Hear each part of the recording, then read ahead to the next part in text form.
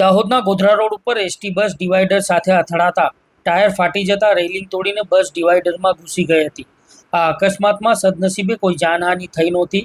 છેલ્લા 2 દિવસમાં દાહોદ શહેરમાં એસટી બસના 3 અકસ્માતો નોંધાયા છે, જેના કારણે બેફામ બસ ચલાવતા ડ્રાઈવરો સામે કાર્યવાહી કરવાની માંગણી ઉઠવા પામી છે. આ બાબત શહેરીજનોની સુરક્ષા માટે ચિંતાજનક છે. ગોધરા રોડ ઉપર એસટી બસના ચાલકે આગળનું ટાયર ડિવાઈડર સાથે અથડાવતા જોરદાર અવાજ સાથે ટાયર ફાટ્યું હતું.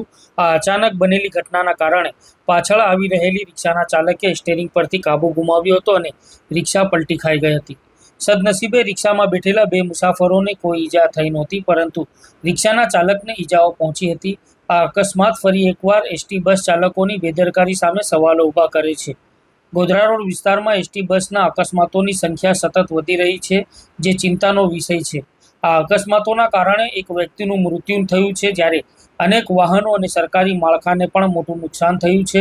એસટી બસો સરકારી દિવાલો અને ડિવાઈડર અને મધ્ય ગુજરાત વીજ કંપનીના થાંભલાઓ સાથે અથડાય છે, જેનાથી મોટા પાયે નુકસાન થયું છે. આ ઉપરાંત અકસ્માતોમાં કેટલાક અબોલ પશુઓએ પણ જીવ ગુમાવ્યા છે.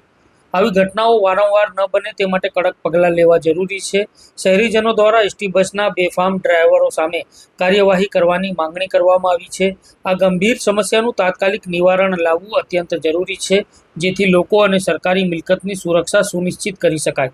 આજે બનેલી ઘટનામાં સદનસીબે કોઈ નિર્દોષ વ્યક્તિને જાનહાનિ થઈ નથી, પરંતુ મોટા પાયે નુકસાન થયું છે. આ ઘટના ફરી એકવાર ડ્રાઈવરોની બેદરકારીને ઉજાગર કરે છે. લગભગ 2 મહિના પહેલાં પણ આ જ જગ્યાએ એક એસટી બસના ચાલકે ડિવાઈડર સાથે બસને અથડાવી હતી, જેમાં સરકારી રેલિંગ અને બસ બંનેને નુકસાન થયું હતું.